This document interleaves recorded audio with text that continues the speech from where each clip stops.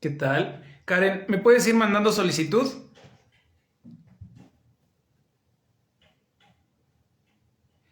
Bien, pues bienvenidos a un live más aquí en la Mira de los Libros. Hoy cerramos la semana de Ryonosuke Akutagawa y bueno, vamos a hacerlo con un live como se merece para hablar sobre el autor a través de nuestra invitada, que bueno, es fanática de este magnífico autor japonés. Entonces, bueno, vamos a ver si me puedes me puedes mandar la solicitud, Karen. O a ver, déjame ver si te puedo. Ahí está, perfecto.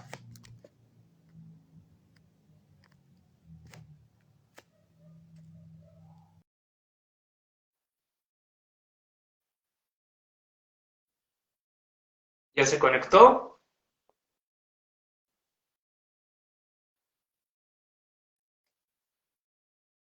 Listo, sí me escucho, ¿verdad? Sí, Sí nos ¿sí me escuchamos. escuchas?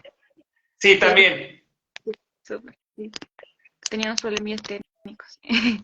Eh, Últimamente ha habido como problemas técnicos con las redes, pero bueno, al final de cuentas se logró concretar este live. Vamos a ver cómo va evolucionando, pero bueno, vamos a empezar a platicar sobre Ryonosuke Akutagawa. Bueno, vamos a enfocarnos más que nada en el Taijin, que es de caja de marionetas, aunque ya hemos hablado de él a través de lo que es Vida de un idiota, Rashomon, que es también otro de los libros que tiene, y que nos va a permitir entender a otro de los autores que yo he denominado, y que también lo denominan, un genio roto o un genio atormentado. Bueno, ¿qué no? Antes de comenzar, bueno, Ryonosuke Kutagawa nace en Tokio en el año de 1892. Por ahí creo que en uno de los reels dije que era 1982. Es 1892 en el seno de una familia burguesa y desde niño logró sobre todo un apetito voraz de la literatura japonesa tradicional hasta su adolescencia. Para el año de 1915 y 16, bueno, va a publicar sus primeros relatos, que es Rashomon y La Nariz. Y bueno, él estudió literatura inglesa, si no me recuerdo, en la Escuela Naval, no, miento, en la Universidad Imperial de Tokio Imperial. y trabajó en la Escuela Naval de Yokosuka como profesor de inglés. A partir de 1921, en su viaje a China, es cuando comienza esta etapa de decadencia del mismo autor, y bueno, lo vamos a ver reflejado en este libro, que es Vida de un idiota, otras confesiones, más aparte Rueda Dentada, Mandarinas, una serie de relatos que, bueno, yo lo conocí más como el genio atormentado que como el genio previo, que es de Rashomon, que es un poco más imaginativo, más niño, se puede decir. Aunque aquí en caja de marionetas, ahí siento que es donde lo conocí como un autor más infantil, no podemos decirlo así, o más humano, más como un corazón más humano, yo lo puedo decir así. Eh, ¿Qué más nos puedes comentar sobre Ryonosuke Akutagawa? Eh, bueno, realmente, como dices, era un genio roto. Creo que él tenía una dualidad muy marcada de luz y oscuridad en su interior y bueno, eso se ve reflejado en todo su trabajo, ¿no? Que puede escribir una cosa tan, no sé, siento que tiene una capacidad única, como en un cuento puede hacerte sentir muchas cosas, como en el cuento Mandarinas que mencionabas, que puede hacerte sentir muy triste, un ambiente muy deprimido, muy nostálgico y después terminar con una esperanza hermosa, preciosa. Y bueno, creo que en sus haikus se refleja lo mismo, ¿no? Como él interactúa con la naturaleza, pero no interactúa como viéndola de afuera, ¿no?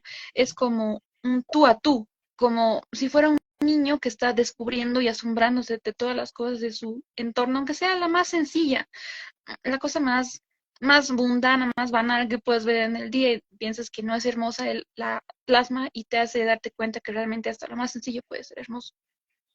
Sí, y justamente siento que algo tiene el autor, por ejemplo, en las mandarinas, no es tanto su visión oscura de que vamos viendo esa decadencia, sino más bien es su misma visión de que tiene sobre la sociedad, ¿no? En este caso. Lo va viendo como en un sentido más, bueno, simple y sencillamente, spoileando un poco ese relato, él está en un tren, si no me recuerdo, y él automáticamente ve que una niña, una jovencita se sube de una clase menor y él empieza a criticarla, pero también se da cuenta cómo esa niña estaba preocupada por sus hermanos, justamente les lanza las mandarinas, y él mismo es consciente de la pobreza de esta persona, en este caso. Entonces, creo que es como dice, se ve la dualidad del mismo autor. ¿Por qué le llaman el genio atormentado? Horror. Yo creo que, yo creo que es un genio atormentado porque, a ver, está difícil la pregunta. Bueno, por esta misma dualidad que él tenía, ¿no? Que, bueno, a pesar de que él estaba enfermo, hasta la fecha no sabemos si estaba enfermo o no, o bueno, yo creo que sí, pero eso es para otro punto.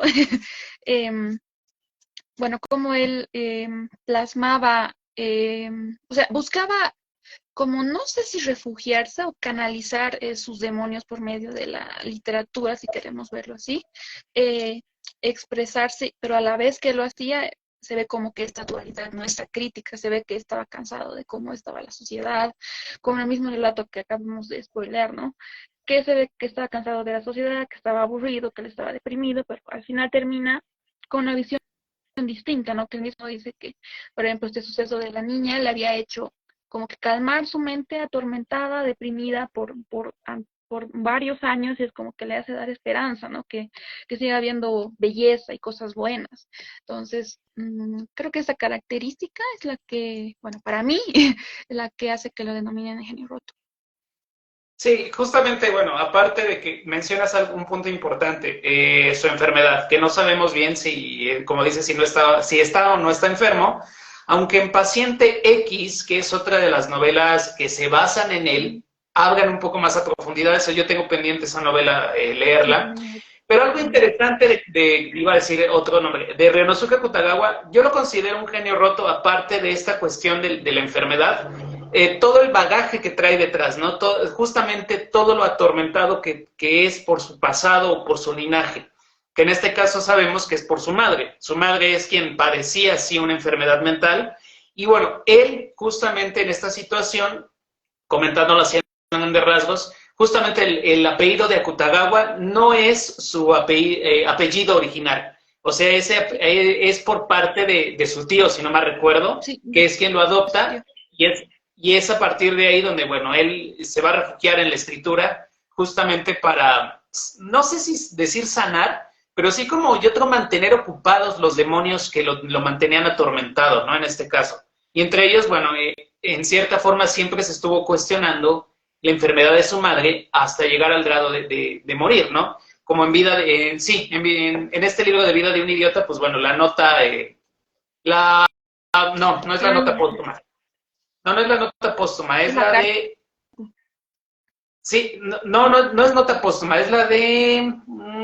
aquí lo tengo, que es donde él explica lo de las muertes. Ah, cierto, cierto, cierto. Engranajes no es registro de defunciones.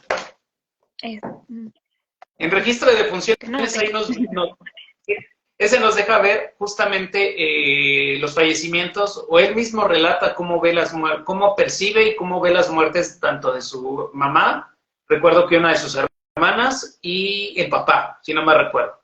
Entonces ahí creo que es como muy interesante ver cómo él también tiene una percepción de la muerte, ¿no? En este caso.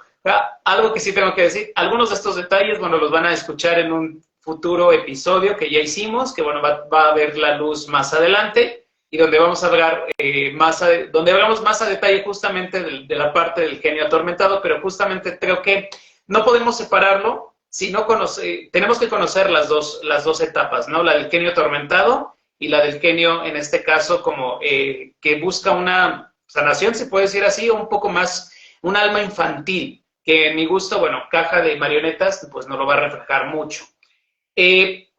Había un término, ahorita antes de que continuemos, había un término que me llamó mucho la atención, que es Haijin. Y Haijin, por ejemplo, que aquí lo maneja en Caja de Marionetas como este poeta o especialista en el haiku, ¿no? Entonces creo que también eso es como muy interesante. Hace poquito, por ejemplo, también encontré el del tanka, que es la poesía previa al haiku, que también le llaman taijin. Entonces, como que no hubo tanta modificación, pero justamente es uno de los términos que aquí no se maneja en caja de marionetas y que creo vale mucho la pena también mencionar porque por lo menos en caja de marionetas vemos un autor más humano, vemos un autor no atormentado, que creo que eso también es interesante, sino una de las características que dijiste, un autor que se sorprende, que ve la eternidad del instante. Bueno, casi todos los autores de haikus eso es lo que hacen, plasmar el instante en ese momento. Algo que podemos platicar más sobre caja de marionetas. Que creo que lo que diferencia a Kutagawa de otros escritores, y justamente estaba pensando cabalmente eso, porque ayer me releí el poemario para el live, es que yo pensé que no iba a sorprenderme, pero ¡pum! Pasó otra vez. Es que es muy visual con sus haikus. Hay algunos en los que realmente tienes que pararte un momento y leer lo que te está diciendo, pero imaginarlo. Porque si no lo imaginas y lo lees a la rápida, no tiene ningún sentido el haiku y lo que te quiere transmitir. Y bueno, siento que creo que eso es lo que lo destaca en comparación de, bueno, no he leído a muchos otros haikines, pero me parece que incluso una característica suya de narrar también, incluso en sus cuentos, ¿no? Que tienes que leerlo con atención porque no solamente te describe, esta descripción que te hace es visual, no es como te está describiendo un tulipán y el tulipán tiene el tallo, el color, y es que no, tienes que realmente imaginar la descripción que te está diciendo para entrar en la atmósfera. Y siento que en Caja de Marionetas lo hace mucho, más que nada bueno, con los haikus que son más relacionados a la naturaleza. Sí, y justamente una de las características es esa, de que habla de la naturaleza. Antes, hay un segundo libro de haikus que también es bastante importante mencionar, que según yo ya, bueno, ya está aquí en México, pero no me ha llegado, y eso es con lo que yo quería cerrar esta semana, que es En las cenizas estribo. Entonces creo que va a ser muy interesante revisar ese otro compendio de haikus que nos va a permitir, bueno, a lo mejor justamente a ir completando todas las piezas de este genio roto, ¿no? ¿Cómo piensa el autor? ¿Qué es lo que percibe? Porque aquí en Caja de Marionetas, bueno, lo vemos como más, justamente nos sorprende. A mí cuando yo leo y releo los haikus, vas viendo las sorpresas que te da el autor, ¿no? La visión que tiene de la vida o del instante en ese momento. Mencionábamos la naturaleza.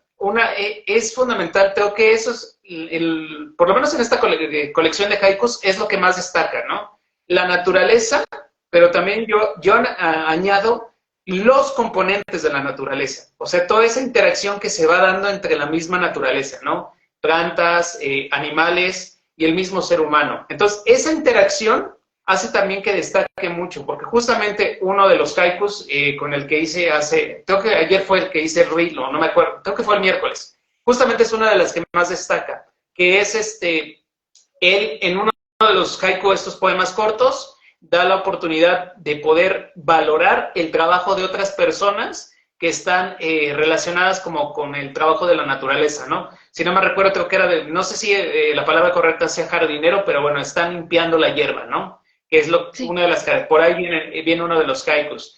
Eh, cada, creo que eso es interesante porque el autor juega con este tipo de situaciones, de lo que va observando y que nos permite como ir entendiéndolo y conocer otro pedacito más de ese cerebro o de ese genio que es Ryonosuke Kutagawa. Sí. ¿Algo más que puedas comentar? Sí, algo que hiciste recuerdo es, incluso dentro de la misma naturaleza hace como, no sé si te diste cuenta, pero en varios de sus haikus es como que hace un contraste entre los colores, más claros y más oscuros, entre el rojo y el negro, eh, el atardecer, la luna, el blanco y negro, entonces, eso es. Creo que incluso la misma portada es muy acertada al haber hecho este contraste entre los colores. Sí. Esa parte del contraste de los colores, el autor lo llama, bueno, no el autor, el traductor lo llama la antítesis, ¿no? Que en este caso es esta parte, sobre todo es la antítesis cromática de los colores, lo que estábamos haciendo referencia. Como dices, sol, luna, ¿qué más? Los colores, por ahí menciona mucho el negro, el rojo, que también, bueno, se ven muy marcados aquí en la portada. Por ejemplo, también hace como mucha alusión a un contraste entre ciertos aspectos. Por ahí, si no me recuerdo, hay un haiku que habla de una flor, ¿no? Que es de color rojo y lo asemeja con el corazón. Entonces, creo que hay ciertos detalles que nos van a ir permitiendo entender esos contrastes con el rojo, con el autor. Por ejemplo, lo voy a leer dos veces porque creo que es muy interesante. A la primera no captas el mensaje cuando lees un haiku, sino por lo menos hay que leerlo y releerlo una o hasta dos veces para entender cuál es el mensaje que transmite el autor, ¿no? O a qué hace referencia. Y justamente el del cromático, que creo que es el ejemplo más claro, es: blanco es el cisne, como negro es el cuervo, refresca el trima. Blanco es el cisne, como negro es el cuervo, refresca el trima. Justamente, bueno, aquí nos da la explicación el traductor, que habla de la diferencia entre el blanco y el negro, que va a residir sobre la gama de colores y matices. Entonces eso también es muy interesante, ¿no? Yendo a los extremos, donde vamos a abarcar el todo. Habla específicamente, bueno, también de la parte de la naturaleza, como el frescor climático, y bueno, y ve cómo se dan estas diferencias entre las dos aves, ¿no? Tanto entre el cisne como con el cuervo, se llama recuerdo. Entonces, creo que ese es el juego que nos va a permitir, sobre todo, seguir entendiendo al autor, ¿no? Y que no es este genio atormentado, del cual obviamente aquí viene, y que bueno, todo ese comienzo de sentirse atormentado o de sentirse enfermo comienza desde su viaje, vuelvo y repito, desde ese viaje a China que hace como corresponsal y que obviamente va a empezar un proceso de decadencia constante hasta el año de 1900, déjame ver, sí, no me recuerdo que era 1920 y tantos, ¿no? Cuando fallece. Sí, 27. 1927, que justamente, bueno, deja una nota póstuma a uno de sus mejores amigos, con lo cual obviamente nos va a permitir entender por qué hace lo que hace de quitarse la vida. Y también en Vida de un idiota, ahí todo él plasma perfectamente bien todo su proceso de decadencia, minuto a minuto, segundo a segundo, día a día o mes con mes, de cómo va cayendo constantemente, o sea, va en picada.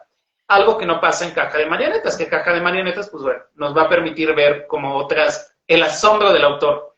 Justamente del asombro del autor, ¿qué otra característica podemos destacar? Bueno, creo que, bueno, yo siento, recapitulando un poquito todo lo que dices, que, bueno, él estuvo atormentado siempre, toda su vida, desde que era pequeño, creo yo, por la enfermedad que tenía su madre. No, bueno, su madre sí tenía enfermedad. Bueno, eso también tiene que ver mucho con su crianza y su tía, que era quien le recalcaba que, tu mamá estaba loca y tú vas a terminar como tu mamá. Y si bien puede que al principio no haya afectado, siempre ha estado con esa idea, creo yo. Y después de su viaje a China, cuando va como corresponsal, es como el evento catalizador, ¿no? Que le hace sacar todo y realmente en picada, como dices, es que es una persona muy compleja, ¿no? Que siempre ha cargado con un montón de cosas. Y eso para recapitular. Sí, justamente, creo que es interesante ver cómo en todos los relatos, en los haikus, perdón, vemos todo este matiz y ¿cómo podemos decirlo? Como lo que es la mente compleja del autor, y que eso también nos permite ver diferentes etapas y facetas, que creo que también eso es como muy interesante destacarlo. Por ejemplo, bueno, yo lo conozco en la faceta oscura, un poco a lo mejor en la faceta que tiene que ver con la etapa de Haijin. Habrá que ver, bueno, en mi caso habrá que ver Rashomon, que es la otra, bueno, aunque son tintes históricos, es una etapa más libre, a lo mejor menos, ¿cómo le llaman? Menos autonovela, no es autonovela, es novela biográfica, porque al final de cuentas, autobiografía, que es justamente esto lo que nos trae, porque conoces en profundidad al autor y es de verdad algo, conocer al autor es muy oscuro, o sea, te metes en una oscuridad completa, porque va en cada una de las etapas, ¿no? En este caso, en registro de funciones, bueno, ya lo comentaba, que nos habla de las muertes de sus familiares. En vida de un idiota, bueno, todo el proceso de decadencia. En nota póstuma, el por qué hace este tipo de cosas. En engranajes, por ejemplo, es una novela no, más bien un relato en donde él empieza ya a percibir o a ser consciente de su enfermedad, pero también él empieza a darse cuenta de cómo la misma sociedad se va moviendo como en un engranaje, ¿no? Como en una empresa. Y eso también es como algo complejo de entender. Creo que engranajes es de los que más me aturdió, porque sí, justamente, constantemente el autor va sobre esta parte de, a ver, no recuerdo si era el ojo derecho o el izquierdo, pero a través de uno de los ojos empezaba a ver cosas, ¿no? O sea, como, pues, más que escuchar, ver. Y tomaba el medicamento, como que se controlaba, entre comillas, pero volvía a lo mismo. Entonces, creo que es muy... Akutagawa es así, complejo en todos los sentidos, pero en Rashomon es muy distinto, que obviamente como dato curioso, Rashomon el relato de Akutagawa tiene una versión cinematográfica, si no me recuerdo, de por ahí del año de 1960 y tantos, entonces que también nos va a permitir como entender la otra faceta de Akutagawa. Para quien quiera verla, bueno, pues creo que por ahí la pueden conseguir, yo estoy a punto de tratar de conseguirla. Aparte de que espero pronto entrar a un curso que he estado ahí cazando sobre justamente cine japonés y que nos va a reflejar mucho de eso, porque esa película está dentro del esquema, si podemos decirlo, de las, no materias, del taller que se va a ir dando, ¿no? Con respecto a eso. Con respecto a vida, bueno, regresando a Caja de Marionetas, algo que me gustó también es la oportunidad de ver al autor sorprenderse por la modernidad, que eso también lo destaca mucho aquí. Hay un haiku que habla específicamente, por ejemplo, de la geisha del barrio este, se sube al taxi y tiene que transportarse, ¿no? Y hay más haikus, obviamente, que nos van a permitir entender al autor y también lo que él percibe. Bueno, sí. Curiosamente sí, ¿no? Porque como tiene la capacidad de sorprenderse por la naturaleza, también te plasma lo que era novedoso en aquel entonces, ¿no? Como para Japón. Como está en este haiku que mencionas del taxi, ¿no? Que incluso el mismo traductor lo pone que él había redactado con los kanjis todo el haiku, menos la palabra taxi, que la escribió tal cual en latina, y taxi con las letras mayúsculas. Y hay otro haiku en el que habla de la compra de un gramófono, puede ser, si no me equivoco, y cómo él lo limpia para obtener ese precioso sonido, ¿no? Porque era difícil. Bueno, me imagino que eran los primeros gramófonos que estaban llegando a Japón, ¿no? Y cómo él se sorprende de que hay que limpiar esa cosa para obtener unos sonidos maravillosos.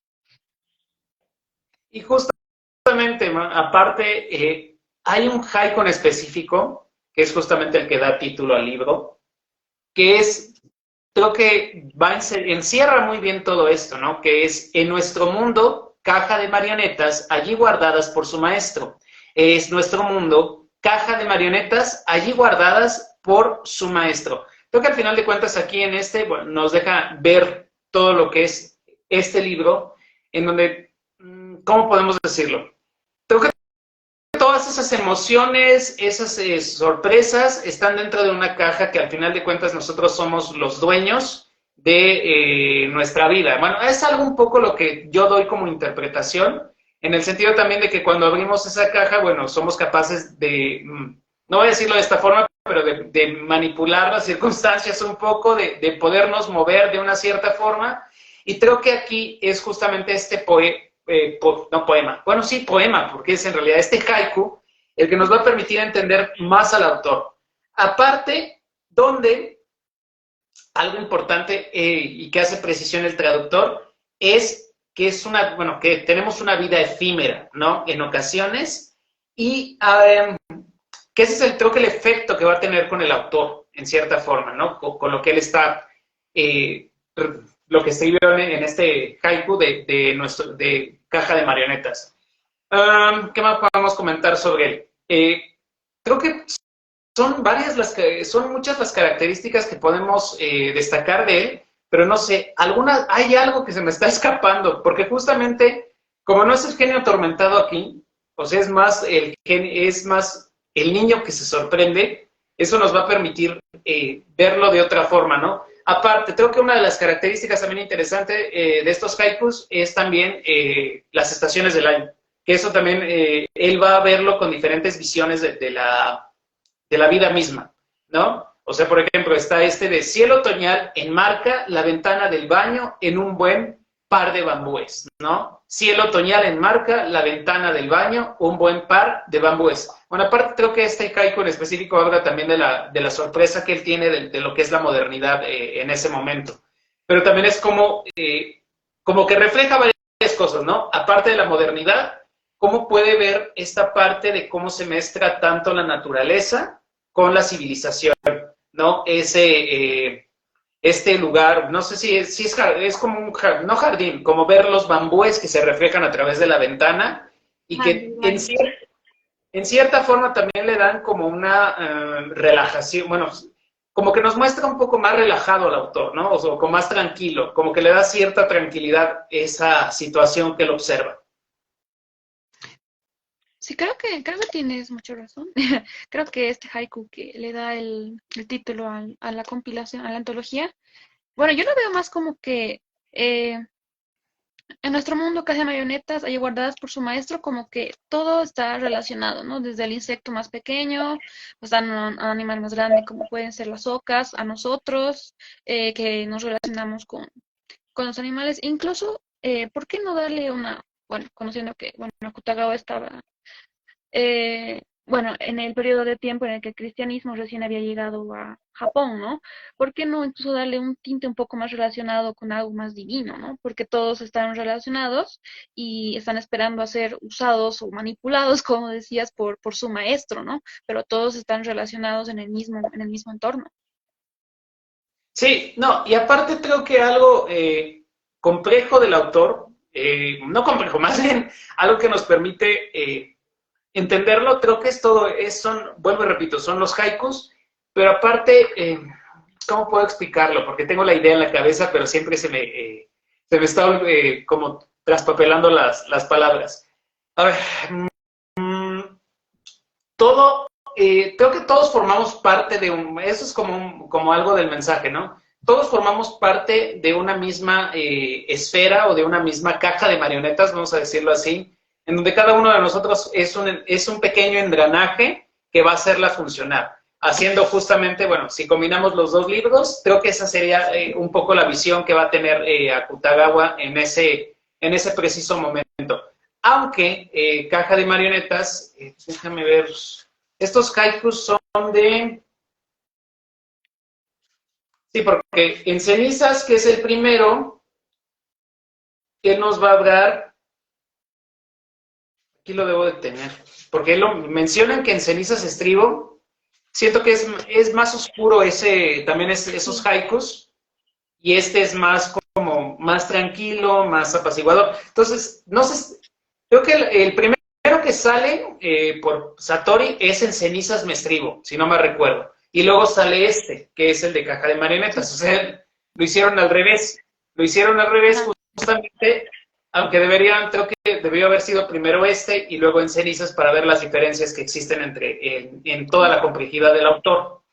A lo mejor uno de los, casi no menciona enfermedad, no menciona, no sé, creo que es algo curioso en esto, aquí, porque no vemos al autor quejarse. En Vida de un idiota, en estas confesiones, vemos cómo se queja de todo y de todo el mundo, ¿no?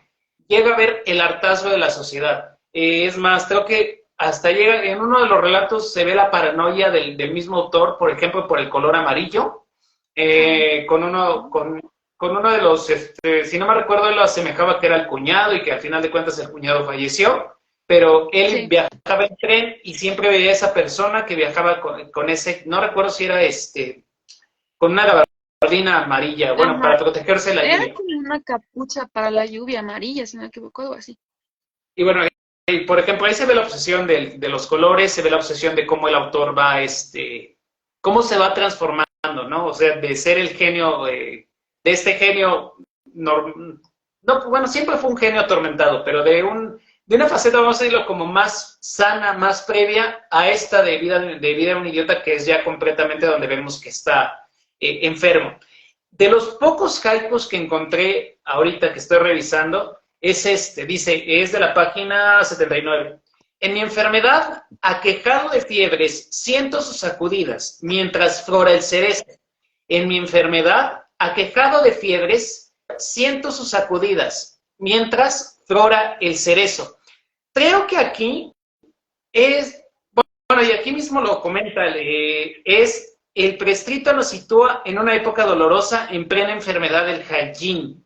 Pero creo que es una enfermedad común y corriente, ¿no? O sea, creo que no va a ser la enfermedad completamente ya del trastorno que tiene el autor y de que justamente haga de que este mismo se refugie y trate de mostrar dos caras, ¿no? Una cara que a lo mejor es en sus lecturas, bueno, en sus escritos, que nos va a mostrar justamente cómo es tratar de enfrentarse a sus demonios y tratar de mantenerlos apaciguados, y otra cara que le da a la sociedad. Eso se me estaba olvidando comentarlo. Si no bueno, si recuerdas, ya ves que hablamos de otro personaje que convivió con Ryonosuke Akutagawa, que es Kanako Kamoto. Kanako Kamoto es la autora que hace La Argulla Doliente, que es un relato previo al fallecimiento del autor y que nos va a contar desde otra visión cómo es un autor complejo, porque tiene una perspectiva de la vida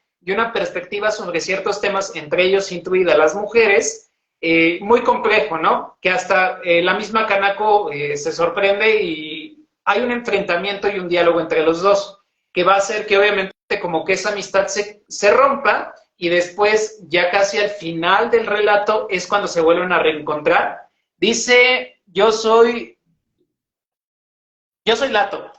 Buenas noches, saludos desde Colombia.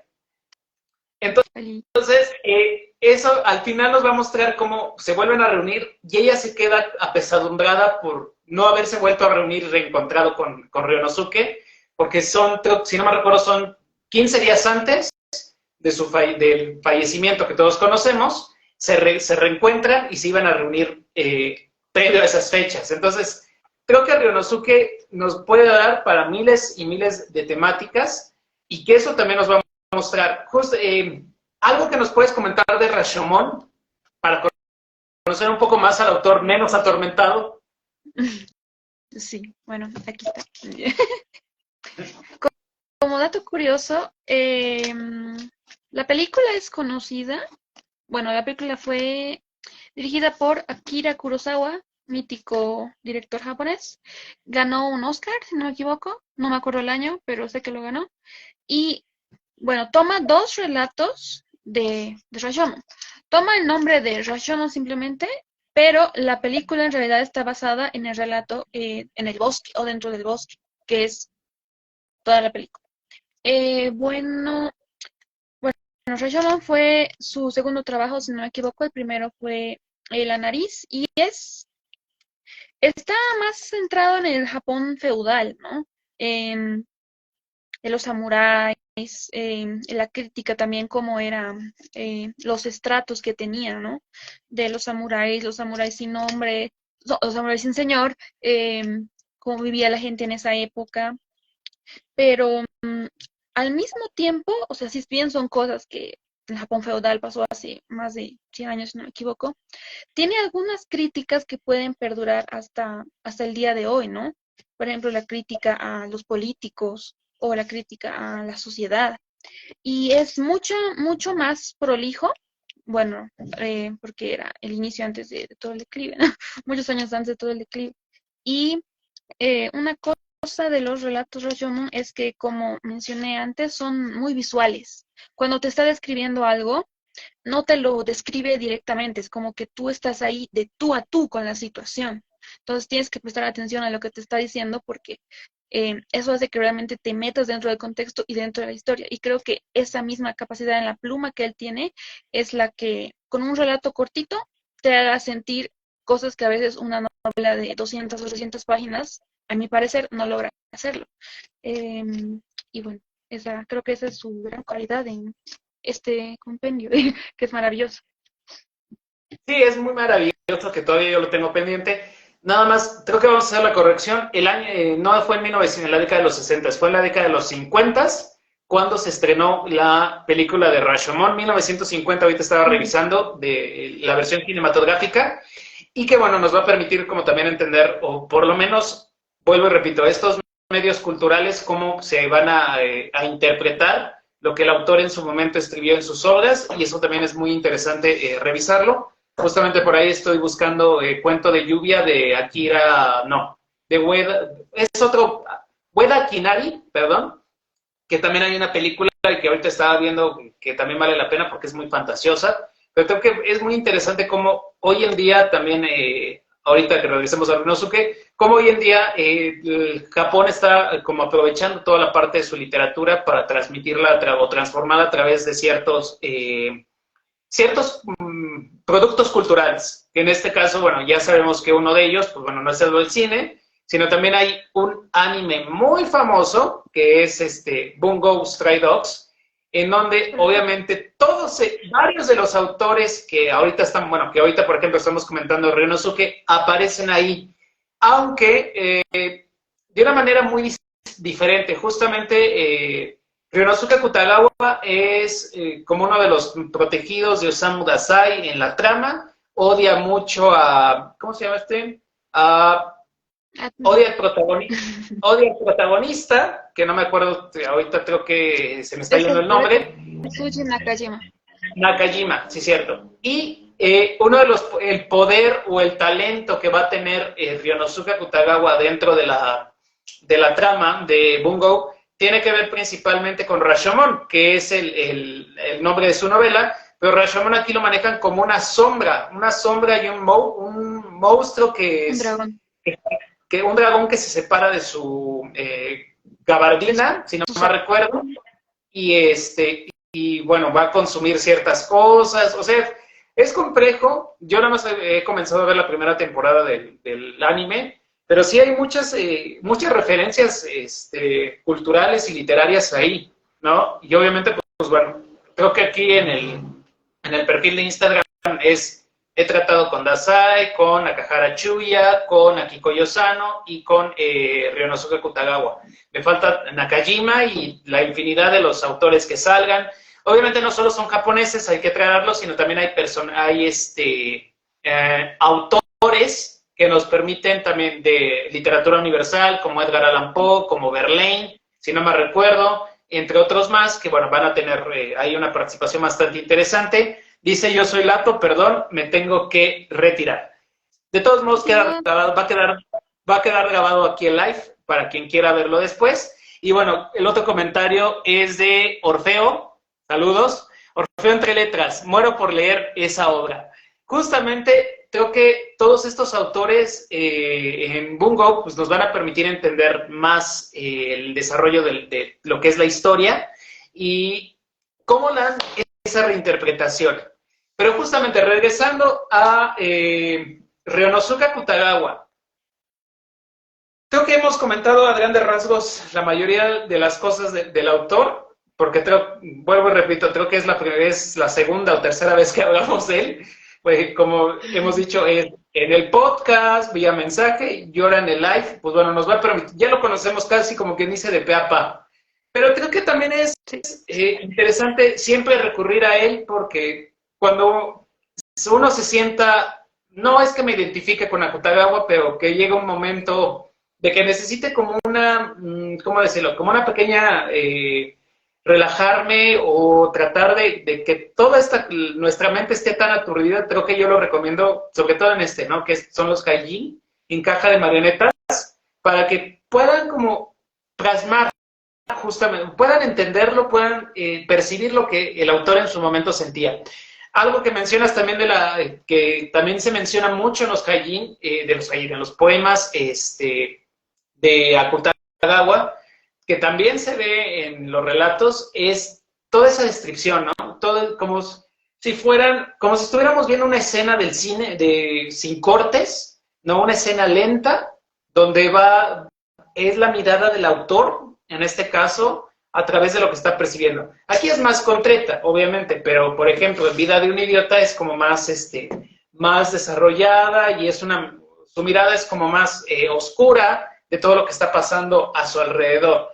Y que justamente en Vida de un idiota, pues bueno, nos va a mostrar todo lo complejo que es. Otro relato, se me estaban olvidando, Capa, ¿no? Que también es como mucho de relatos infantiles el autor. Y también tenemos por ahí Rueda Dentada, que bueno, en esta edición no viene justamente viene en la edición que tú tienes, que es la revisión bueno, más bien que Abducción Editorial acaba de sacar hace unas semanas. Y ¿qué otro relato me está faltando? Porque hay otro más. Bueno, al final de cuentas, Ryunosuke tiene una serie de relatos interesantes que nos va a permitir entenderlo en sus dos facetas. Creo que también eso hay que dejarlo plasmado. Y creo que ahorita déjame pensar bien que se me estaba olvidando, pero algo que nos puedas comentar, déjame checar porque sí, se me está olvidando de Ryunosuke. Es que, bueno, tiene todas las facetas, menos las de novela larga, porque es denominado el maestro del cuento japonés, porque pulió la técnica total y maravillosamente, bueno, y la pulió de tal manera que por eso el premio Akutagawa actualmente es uno de los más prestigiosos de Japón, uno de los 3 más prestigiosos, si no me equivoco. A ver, ¿qué más qué más nos vamos a olvidar?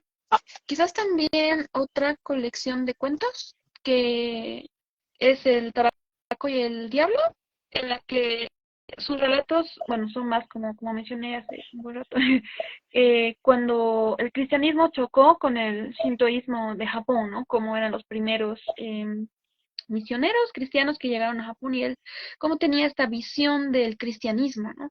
Aparte que creo que en su familia también eran cristianos, ¿no? Y como esta visión que él tenía del cristianismo y de Jesús y todo eso. He leído algunos relatos sueltos, no tengo el libro, también está pendiente, pero esta visión que él tiene también es muy curiosa, ¿no? sobre la religión, incluso sobre la muerte, como tú lo decías, ¿no?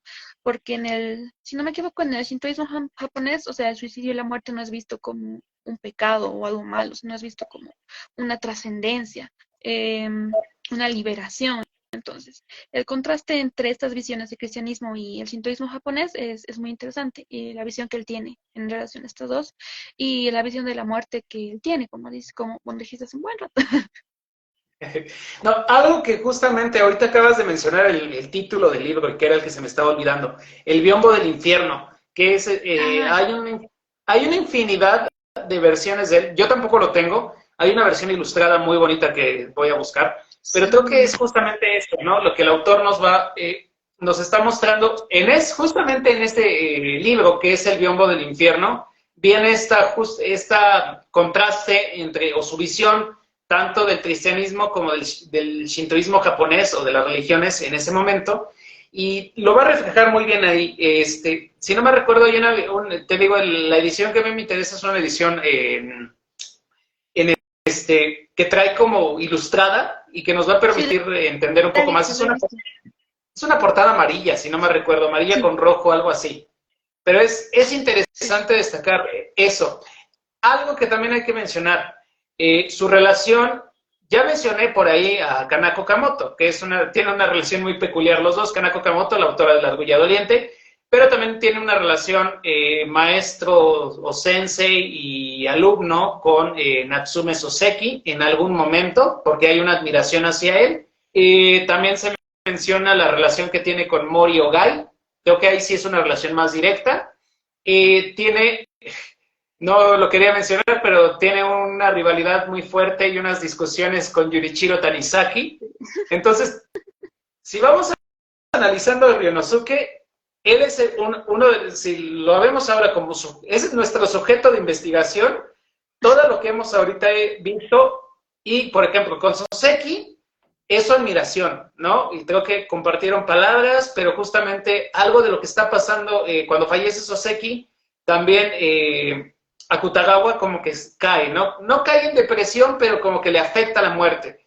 Con Mori Ogai no he investigado mucho, pero sé que fue uno de los protegidos, bueno, que tuvieron una relación muy cercana porque obviamente Mori Ogai lo estuvo como apoyando mucho en la escritura. Si no me recuerdo, creo que se menciona en su libro, y ese sí lo tengo, que es En construcción o de construcción, no recuerdo, pero ahí menciona mucho Mori Ogai y Akutagawa. Y con Junichiro Tanizaki, la discusión que se da previo a unos años antes de que fallezca el autor, Akutagawa, es en el sentido de cómo debe ser la novela japonesa, ¿no? Que debe ser poética, en este caso por Akutagawa, o que debe ser como muy, no recuerdo la palabra, creo que muy realista, con Junichiro. Y que al final de cuentas, por ahí hay un Aurelio Azaín en su portal académico, lo pueden checar así, ponen Natsume, no sé qué, ponen Akutagawa con su relación con Junichiro Tanizaki, y nos va a contar como relato en donde ellos están caminando por Jimboyo, que es el barrio de los libros, y que justamente ellos dos, bueno, van practicando esta parte creo que era de un traje, creo que Junichiro portaba un traje, Akutagawa portaba, creo que por eso también se da la reinterpretación en Bungo Stray Dogs, porque creo que Tanizaki no, Akutagawa traía el saco negro o la gabardina negra, y creo que es ahí donde viene esta referencia, ahora que lo estoy relacionando. Pero justamente creo que hay los dos como con comentarios un poco, no desafortunados, pero a lo mejor directos cada uno, se tiraban en el sentido de decir, bueno, es que tú te ves raro, tú te ves así, o sea, creo que son de esos momentos en donde Akutagawa, más que defenderse, como que nos muestra también a una persona crítica de la misma sociedad, y bueno, y una relación compleja con los autores que creo que podemos seguir analizando. Por ejemplo, con Dazai no hubo una relación tan directa, pero es más, fue más en el sentido de que Dazai admiraba a Kutagawa, ¿no? Entonces también, si no me recuerdo, intercambiaron algunas palabras. Y bueno, Akutagawa estaba en universidad, si no me recuerdo, mientras que Dazai era más joven, ¿no? Creo que era un adolescente, si no me recuerdo. Entonces, ahí se ven cada una de las conexiones que podemos tener con los autores que, bueno, hemos estado practicando y analizando, y bueno, que en el perfil de Instagram creo que están más que presentes. Y también, creo que el único que no hubo fue con Nakahara Chuya, en este caso, que también fue otro de los autores ahí. ¿Cómo? La pregunta aquí sería, bueno, qué otros personajes fueron cercanos a Kutagawa, aparte de estos autores?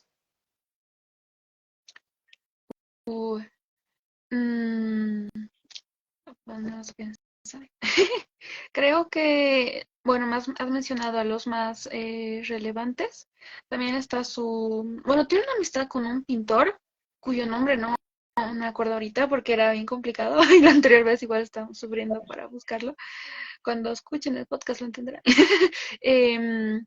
Tenía una amistad con un pintor de la época que le hace un retrato, si no me equivoco, era como el último retrato que le hace, y Akutagawa estaba, no sé si molesto o muy emocionado por cómo había captado su esencia, pero le tenía miedo al retrato, no quería ni ver el retrato. Pide que le den la vuelta en su casa, si no me equivoco, porque no quería ni verlo por la forma en la que su amigo pintor lo había retratado. Después su relación con Natsume Soseki, como dices, si bien no fue muy cercana, porque creo que sí le dio mentoría un tiempo corto, porque cuando él escribe su primer relato, que es La nariz, Natsume Soseki lo elogia y le dice que si escribía 5 o 10 relatos parecidos a la nariz, iba a quedarse como un escritor de renombre para siempre, ¿no? Y cabe recalcar que cuando escribe La nariz, Akutagawa todavía estaba en la universidad. Lo publica en una revista, creo que él mismo había fundado con sus compañeros de literatura. Em, es bueno, es su pelea con Tanizaki, que era como una pelea de ping-pong, que se lanzaban cosas uno al otro. Su relación no fue muy, bueno, no sé si fue muy cordial, por así decirlo. Y si bien no conoció a Dasai, Dasai se autoproclama como pupilo de Akutagawa, a pesar de que no logró no logró que le diera una mentoría directa, ¿no? Em, y un dato curioso es que no sé si Dasai fue el primero o estuvo entre los primeros nominados al premio Akutagawa, pero no lo ganó. O sea, estuvo nominado, Sí. pero no lo ganó. Y es que escribe una carta enorme explicando el por qué, por favor, tienen que darme el premio. Es mi sensei, no lo he llegado a conocer, pero es mi sensei y necesito que me den el premio. Al final no se lo dan, ¿no? Pero es muy curioso. Después también, hablando de su relación con las mujeres, tiene un romance, pero platónico, si podemos decirlo, con una poetisa de su época, cuyo nombre tampoco me acuerdo y no he podido encontrar por ahí, por alguna razón, me parece que la han censurado, pero bueno. Em, y también se ve como esta dualidad que tú que dices no, con su relación con las mujeres, que igual era muy complicada bueno, por su madre y por cómo tenía la relación con su tía, la relación con su esposa también. Bueno, para aquella época quizás ha sido, bueno, para la época actual sí sería considerado algo machista, pero para la época de Japón imperial, bueno, las mujeres siempre han tenido lamentablemente un papel relegado y sumiso, por así decirlo. Pero, no sé, siento que si bien él tenía esa mentalidad, como dices, que tiene la pelea con Kanao, ¿no? Por este punto de vista, también hay otras partes, por ejemplo, aquí bueno, en mi edición de Nabono, él reconoce que esta poetisa con la que tiene este enamoramiento platónico era superior a él, incluso en algunos aspectos. Bueno, hay un fragmento, no sé si un capítulo del libro en el que dice que habían hecho una especie de competencia y ella lo superó en el relato. Él logró emparejarla por poquito, pero por muy poquito, pero reconoce que ella era superior a él bueno, en ese concurso. Y bueno, creo que aquí se ve la dualidad, ¿no? Si bien había una norma de cómo tenía que ser el hombre en Japón en aquella época, él también reconocía que la mujer era inteligente, era superior y también viene esta dualidad de que también podía ser peligrosa y que tenía que estar siempre el hombre subyugado a lo que ella tenía que hacer, ¿no? También se ve aquí la parte en que él hacía todo lo que su tía le decía que haga, por más que estuviera correcto o no. Entonces, bueno, creo que eso sería. No, y creo que vemos esa dualidad, ¿no? El último personaje que hay que mencionar es el editor, que ahorita es el nombre de, que en nota póstuma, dice el nombre, Ah, y nota enviada a un viejo amigo, que es Kume Masao, que no me Masao, recuerdo, que creo Masao que Kume, es sí. el Masao Kume, o Kume Masao, que es no recuerdo si es el editor, pero bueno, aquí lo importante a destacar es que después de esta nota póstuma surge el premio Akutagawa. Sí, El editor es quien funda como el premio en honor a Ryonosuke Akutagawa, y eso también es como muy fundamental para valorar el trabajo que hizo Akutagawa. Que creo que en su momento Akutagawa no lo veía, o sea, no veía todo lo que él hacía, no lo vio, ¿no? Y que creo que aquí, bueno, el valor de la sociedad justamente pues, se le revalora más bien después de esos años con este premio y que también nos da a entender que en su momento, ¿por qué también fue el genio roto? Porque obviamente él no se sentía encajado con la sociedad y la sociedad también lo veía, no, en cierta forma no lo veía como parte de la misma, ¿no? Como parte del engranaje que justamente él menciona. Y que aquí ya, bueno, cuando él fallece, y que es muy curioso porque varios de estos autores como que obtienen su éxito ya fallecidos, entonces también eso nos permite entender por qué Akutagawa, bueno, lo están valorando mucho. Mencionaste que era el maestro de los cuentos, no si mal recuerdo, considerado el maestro de los cuentos en Japón. Es que ahí hay algo que ahora que estoy recordando y que me voy a poner a investigar, con Aoya Shiga también lo consideran el dios de los Sí, cuentos o el padre de los cuentos japoneses. Entonces ahí sí. vamos a ver quién tiene quién se ganó primero el título, si Naoya Shiga o Akutagawa. Que no me recuerdo si Naoya Shiga creo que es primero y luego es Akutagawa, digamos, en una línea temporal. Y también creo que eso es muy interesante, ¿no? Destacarlo y ver cómo se van dando las relaciones que tiene el gran maestro Akutagawa. Y bueno, creo que de aquí pues podemos sacar más temas. Creo que a mí uno de los que me hubiera gustado tener dentro de esta discusión, pues obviamente es leer el anterior, el otro libro de haikus. Nos Ah, dice Cultura Azúcar, hola. ¿Qué es en sombra, mi camino, en las cenizas estribo, si no me recuerdo, que es el título de que ahí podríamos entender, a ver, la otra visión de Akutagawa. Creo que Satori, al final de cuentas, lo que nos mostró en cada una de sus obras es como pequeñas partes del mismo autor para nosotros irlo completando, ¿no? O sea, como es un gran rompecabezas y al final de cuentas nos va a mostrar cómo se va construyendo Akutagawa, ¿no? Y que hasta el día de hoy, pues también sigue siendo relevante para pues para la juventud, no la juventud, pero sí sigue siendo relevante en Japón, no solo por su premio, sino porque también en preparatoria, en universidad, pues se los dejan leer, que eso también es como muy trascendental. Lo que es Asai, lo que es Asai y lo que es Akutagawa, platicando con mexicanas que viven en Japón, eso es lo que me comentan. Es que yo desconozco autores, pero a mis hijos les dejan leer autores complejos como Akutagawa, como Dasai, y por ejemplo a ella les espanta un poco, pero ¿qué dicen? Pedro Sánchez es el mejor presidente. No estamos hablando no de sabía. presidente, no estamos hablando de eso, estamos hablando de Ryonosuke Akutagawa. Sí, no, aquí, no, bueno, nos quieren sacar del tema en específico, pero bueno, creo que es interesante eso, ver cómo también la juventud percibe hoy en día a Akutagawa, a los grandes. Akutagawa, ¿tú lo considerarías como precedente, más bien antecedente del movimiento Buraija? Para quien, no, para quien sepa, el movimiento Buraija son la escuela de cantista de Dasai, Sakonosuke y Sakaguchi, que también vienen como en esta misma línea de Ryonosuke. Ahí sería interesante también ver si no hay alguna conexión. Yo no lo consideraría un Buraija, pero creo que sí tiene tintes de los que se puede sacar que sí era como el inicio de la decadencia, ¿no? Porque hace una crítica muy fuerte a la política, a los políticos.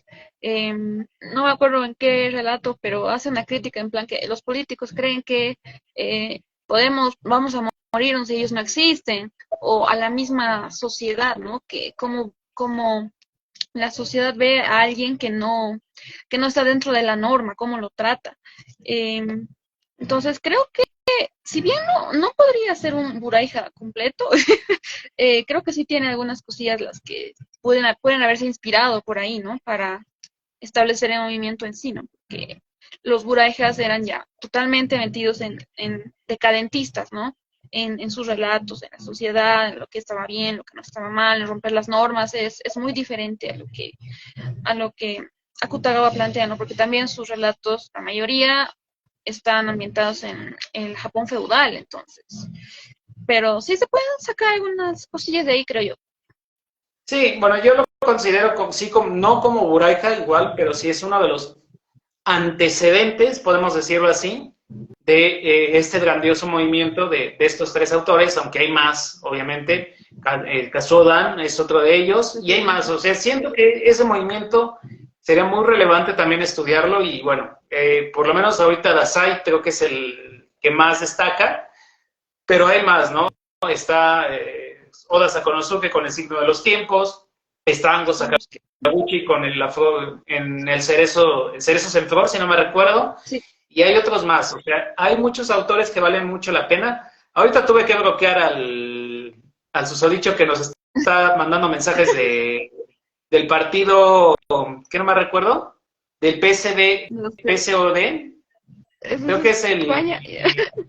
sí, del partido español, y son de estos partidos, no lo voy a mencionar, pero son de estos partidos un poco como Sí. contrarios a los ideales de ahorita que estamos hablando de la liberación y todo eso. Y pues aquí no queremos gente extraña en los lives, sino hay que saber entender que estamos hablando de cuestiones de Japón y no de España. Creo Pasa. son de estos como loquitos que ven o que siguen alguno de los dos y, ay, están en un live, vamos a ver. Y de repente nos pone publicidad que no tenemos que ver. Por eso ya mejor ni contesté, nada más se bloquea y bueno, punto. Como conclusiones, ¿recomiendas que todos puedan leer a Kutagawa?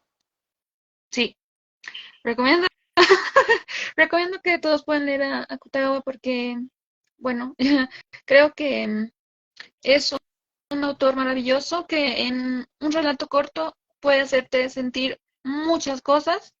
Creo que de todos los autores que he leído es uno que, bueno, es difícil encontrar que un cuento te haga sentir tantas cosas, ¿no? O inclusive el mismo haiku, como te digo, tienes que, al ser tan visual, tienes que leerlo con calma, leerlo 2 o 3 veces, como dices tú, para realmente imaginar la imagen. Y una vez que te la imaginas, es maravilloso, es precioso. Y bueno, sus cuentos, más de lo mismo, ¿no? Son preciosos, te hacen sentir muchas emociones en 20 páginas, 15. Em, y bueno, creo que es antecesor de muchos otros grandes de la literatura japonesa, Dazai, ¿por qué no decir los Murakamis, Ryu, Haruki? em, y bueno, no sé, siempre voy a recomendarlo. Sí, No, yo también lo recomiendo. Justamente cuando hablábamos en el podcast de este librito de Caja de Marionetas y que hablábamos un poco de la poesía que él hace, del haiin, de por sí todos los autores de literatura japonesa hacen tanto haikus como novelas, como relatos. Entonces también es un universo y una variedad muy interesante de revisar.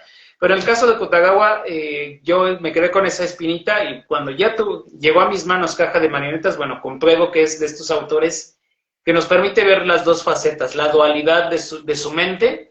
Y en este caso, Caja de Marionetas nos muestra a un niño que se sorprende por el mundo, que se sorprende por la modernidad, por la naturaleza, y bueno, y le da un valor a las cosas, que eso también es importante. Dice aquí Mar Parraga. Hola, primero, dice, estoy iniciando en literatura japonesa, ¿qué me recomiendan?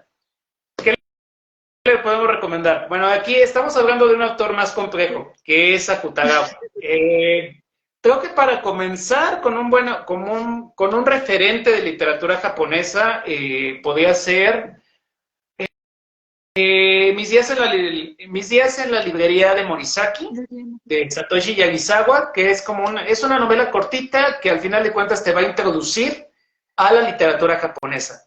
Y ahí vas a tener la oportunidad bueno, hay muchas referencias de autores japoneses, creo que también se menciona Kutagawa, y ya de ahí puedes ir eligiendo tú el autor que quieras, con el que quieras, no comenzar. Yo recomendaría ese libro para comenzar, y de ahí, bueno, ya puedes explorar más autores, porque hay autores complejos que vienen de una trítica, que en este caso es lo que estamos hablando, de Akutagawa y de el movimiento Buraiha, ¿no? Del movimiento decadentista, y otros autores que también van a hacer otro tipo de trítica, como Sayaka Murata, como Banana Yoshimoto, que son mujeres. Los Murakami, en este caso, también tienen una crítica bastante interesante. Bueno, Ryu Murakami es el que tiene unas novelas bastante fuertes, pero que son muy críticas, que a mí me gustan. Creo que Orfeo ya no anda por aquí. No, ya no anda. Pero él hizo la crítica, bueno, hizo su reseña sobre Audición, pero también está azul casi transparente y bueno, a mí me va a llegar, se supone que ya me tiene que llegar sopa de miso, que es el que quiero leer para poder platicar justamente del autor y poder entender, porque también es muy complejo Ryo Murakami.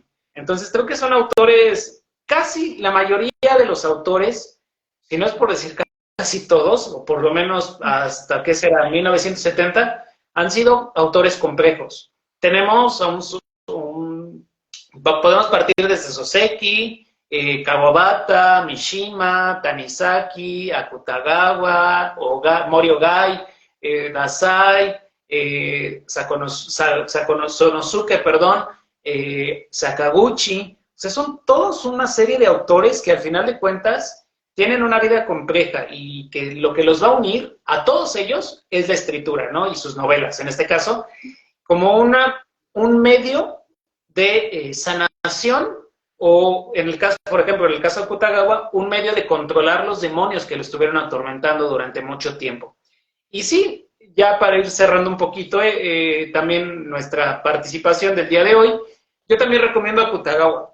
Primero, no cometan el error que yo hice, que eso también lo dijimos en el podcast. Primero, leer sus relatos más en el sentido como histórico, como lo que hablábamos del Japón medieval, que no es la autonovela o la autobiografía, y después pasarse a la autobiografía que él da justamente en Vida de un idiota, Otras confesiones, en Rueda Dentada, y si no me recuerdo también creo que viene algo, Kappa, por ejemplo, la anécdota es que dicen que él construye ese relato en base a no solo a una cuestión que tiene que ver con la tradición japonesa, porque sabemos que Kappa es un yokai, sino también como a porque hace alusión a que su mamá dibujaba, si no me recuerdo bien en Vida de un idiota, siempre dibujaba los Kappa, ¿no? En este caso, y también con los colores. Creo que estaba muy marcado el color verde, si no me recuerdo. Pero eso es como alusión a su madre, no a la figura que es el Kappa, que es un yokai. Y que el Kappa, si no me recuerdo, es el que se come a los niños, algo así por ahí. Recuerdo que si buscan Kappa en internet es como una especie de tortuga, bueno, un monstruo que tiene una especie de caparazón, o sea, como una tortuga, y bueno, y que principalmente, sí, y que principalmente tiene esta cuestión de comer, bueno, lo que recuerdo era comer, que se comía a los niños, ¿no? Como que era un yokai específico para espantar a los niños en cierta forma. Sí. Entonces sí, lo recomendaríamos. ¿Algo más que podamos comentar antes de cerrar nuestro live del día de hoy? Creo que no voy a comentar nada más porque vamos a extendernos mucho. Nada, que simplemente... Bueno, igual pueden iniciar leyendo Akutagawa por Ruedas Dentadas y La vida de un necio, en mi caso, como iniciaste tú, pero van a ver una diferencia, ¿no? Entre conocer al escritor que él desnude su alma, por así decirlo, y luego ver sus haikus o sus relatos ya un poco estructurados, con crítica o con esta descripción visual y ese tipo de cosas. No es complejo, pero es interesante, vale la pena leerlo, es atrapante también. Uno a veces ve a los grandes autores y dice, oh, no voy a entender absolutamente nada de lo que escribe, pero no, vale la pena tomarse el tiempo, leerlo con calma y uno queda totalmente maravillado. Sí, bueno, yo también quedé maravillado con él y bueno, justamente en el episodio del podcast, pues bueno, andamos más en el autor, creo que aquí igual lo volvemos a englobar todo, pero en el podcast casi no hicimos, que fue una hora del podcast fue lo que yo edité, pero literal creo que nos echamos como 1 hora y media platicando sobre Ryunosuke Akutagawa y vale mucho la pena seguir hablando de él de aquí en adelante. Yo espero pronto tener la versión que hizo Abducción de Rueda Dentada y principalmente para leer Rueda Dentada, porque Vida de un idiota, bueno, ahí creo que le llaman Vida de un estúpido, si no me recuerdo. Sí. Ya lo leí, entonces ya no, creo que nada más habría que leer cuáles son la adaptación que se hizo, que anexaron más, porque si no me recuerdo, nota póstuma, anexaron creo creo que otro párrafo, anexaron párrafos que no vienen en la traducción de Satori. Ajá. Y habría que ver, si me gustaría hacer como el trabajo de, a lo mejor para otra semana de Ryonosuke Kutagawa, hacer la diferenciación entre los dos relatos y ver qué hay de diferente y bueno, ahí ver el trabajo, en este caso ver también el trabajo de los traductores, ¿no? Porque obviamente estoy seguro que no es el mismo trabajo que hizo, aquí tengo el nombre del traductor, que hizo Yumika Matsumoto y Jordi Tordera, y que en la edición de Rueda Dentada, pues es otro traductor, ¿no? En este caso. Eso también es muy interesante, porque justamente ves la visión de la traducción de una manera diferente. Algo que hace poquito comentaba con un especialista es justamente eso, que las traducciones te van a permitir ver también algo que se les escapó al otro traductor, lo ven aquí, o también ven una visión distinta. O sea, literal me dijo, una palabra va a modificar toda la idea del relato. Entonces creo que eso va a ser va a ser interesante revisarlo y creo que en otra semana de Ryonosuke lo voy a estar trabajando, más aparte, en Cenizas Estribo, lo voy el siguiente libro, el primer libro de haikus de Akutagawa, este es el segundo, poderlo como también comprender un poco más al autor y bueno, hablar del genio roto. Y también yo creo, habría que leer como las otras novelas que hacen referencia a él. Yo recomiendo, bueno, yo tengo la de Kanako Kamoto, que es La de Bella Doliente, y también tengo Paciente X, que la tengo pendiente, pero ahí está guardada, en donde nos va a hablar de esta, a grandes rasgos, habla del periodo de enfermedad de Akutagawa y cómo estuvo en algún momento, según ahí dice la novela, en un psiquiátrico, ¿no? Encerrado en este caso, y cómo fue su proceso de enfermedad. Entonces también es ver otra visión, otra forma distinta. Pues bueno, Karen, te agradezco que hayas aceptado de nueva cuenta la invitación ahora live sobre Akutagawa. Con esto, vuelvo y repito, cerramos ya nuestra semana del autor. Y de verdad, agradecido porque hayas aceptado. El podcast, bueno, ya está editado, pero todavía no voy a dar la fecha de cuándo va a salir porque la segunda temporada comienza en agosto del podcast que estoy haciendo. Y pues bueno, nos estaremos viendo yo creo en otro live más, que es el día jueves, si no me recuerdo.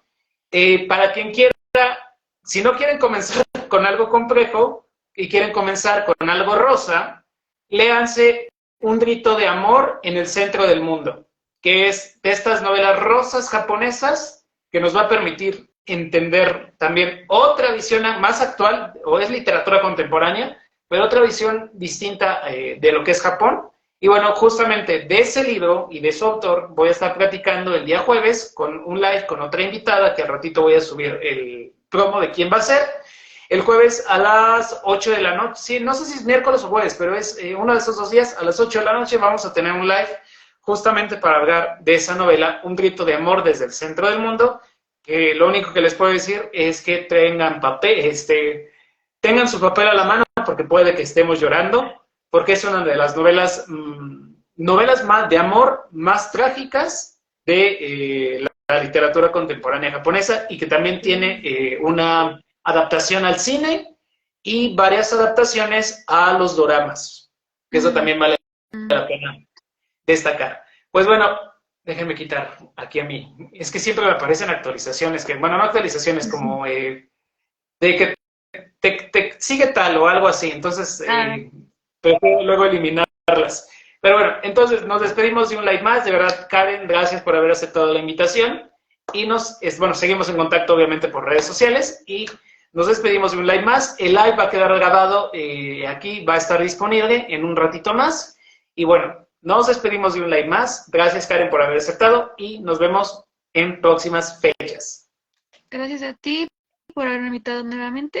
Siempre me apasiona mucho hablar de Akutagawa. Podría hablar todo el día. Y bueno, gracias a todos los que estuvieron aquí y a los que van a ver el live. Seguimos en contacto, como dices, compartimos nuestro amor por Akutagawa y por la literatura japonesa en general. Y eso sería todo. Sí. Sí, y obviamente, pues bueno, sigan a mi invitada, Lady-Karenina. Sí. Entonces, pues bueno, nos despedimos y ahora sí, este live, lo único que sí digo es que sí no le moví nada porque el de la vez pasada quedó Ahí hubo una anécdota bastante interesante que luego ya estaremos platicando fuera de cámaras, pero ahí están los otros dos live, pueden escucharlos. Tenemos live de La Policía de la Memoria, de Yoko Ogawa. Tenemos live, obviamente, de Dasai, con Indigno de Ser Humano. Y tenemos live de Nakahara Chuya, con el poemario, su poemario específico de Abrazando las Estrellas. Y el live de Yasunari Kawabata, de Lo Bello y Lo Triste. Entonces, voy a seguir haciendo lives, obviamente, para hablar de autores japoneses, a lo que resta de este año. Y bueno, ahora sí nos despedimos después de tanta promoción y seguimos en contacto. Y bueno, nos despedimos de un live más aquí en La Mira de los Libros. Muchas gracias a todos y nos vemos muy pronto. Gracias.